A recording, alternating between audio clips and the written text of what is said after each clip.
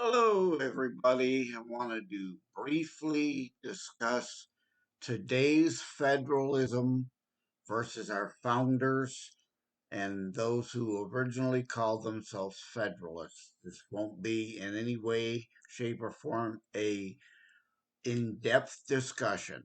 I just want to cover how those who called themselves Federalists 200 some years ago are likely turning over in their graves, spinning at what today's federalism advocates like Pelosi, Schumer, Biden, and especially the squad advocate. Their twisting, perversion of promote the general welfare clause and the commerce clause, but we'll get into that. The original Federalists, as they call themselves, agreed with the Anti Federalists to the creation of the Constitution after it was deemed the original Articles of Confederation, which, of course, is not at all to be confused with the Civil War Democrat Southern states creating the Confederacy and their articles or their Constitution. But we're focusing on the Constitution as it exists today, as our founders compromised on. The Federalists wanted a king, some of them anyway, and the Anti Federalists' notion of no king but King Jesus won out the day. And we have the compromise we have today. Constitution, which puts constraints. It gives only certain permissions, enumerated powers to the federal government. And it's important here to point out a reminder that it is the states that created the federal government, not the other way around. The federal government didn't create the states. And as an aside, the states all ratified the Constitution, joined into the Union freely, and therefore could exit the Union freely. But again, the Civil War is a whole other discussion. Once the South invaded the North, the whole notion of states' rights and an ability to secede peacefully from the Union became a moot point, and again, a different discussion. But the Federalists and the Anti Federalists agreed to a constitution of enumerated powers that basically laid out that when states would have disagreements, the federal government would have the authority to step in and handle the disputes between the states. That is basically the extent of what the Federalists intended.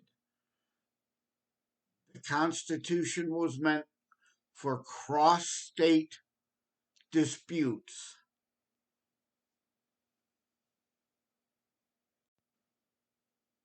It was then further agreed upon by the Anti Federalist insistence that the Bill of Rights be added so that there would, in their mind, be absolutely no misunderstanding of the limitations of the federal government,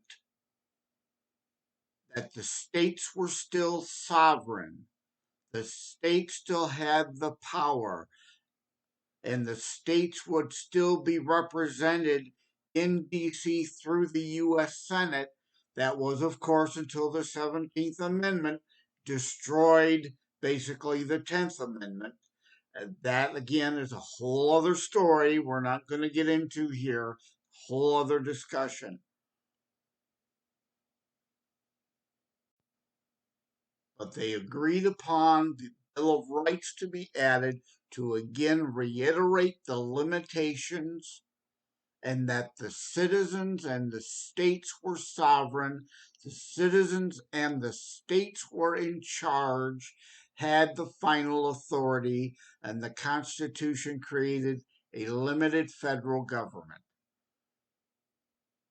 Today's Federalists warp the general welfare clause, as we said.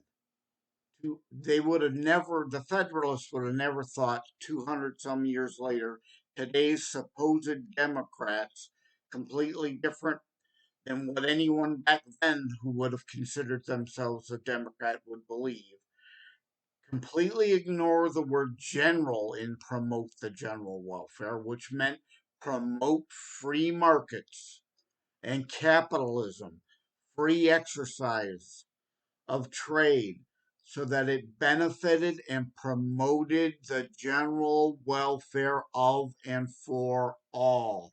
That has gone today. The modern Democrats and modern federalism lovers, the statists, also now globalists, believe that the federal government grants rights, which is not at all what the Constitution says. We are granted our rights by God, not by government. And that misunderstanding uh, by people is what leads to a lot of our problems today. The other thing is the Commerce Clause. They do not have the right to intervene in commerce in states. The Commerce Clause was for disputes of commerce across state lines. They have overstepped their authorities and bounds, and again, those are kind of additional subjects, and we're not going to get into all that. Again, the point of this being a high level overview. Today's federalism is not at all what the Federalists who wrote the Federalist Papers had intended, and is why they do not teach that in school. Social studies classes replaced it civics. They don't teach the entire Constitution. They will teach the welfare clause in today's modern spin sense of the terms, not its original intent. Same with the Commerce Clause. They will never, ever promote the reading of the Federalist Papers because people will then understand today's federalism is fascism, not the intent of the founders. With that, I'll leave it. This will be contained in an article online if you go to tinyurl.com JLD articles. That takes you to my Before It's News contributor page because my social media handle is J Leonard Detroit. So that's tinyurl.com/J as in Joseph, L as in Leonard, D as in Detroit articles. Tinyurl.com JLD articles. And this will be in the federalism paper in that I started writing about a month ago. This now being August of 2021, so look in those articles around that time frame. And I see my clock is running up here. I'm running a bit longer than I had intended to, so I will leave that with you. Take care. God bless, and pass this along to someone who needs to understand the history of this country.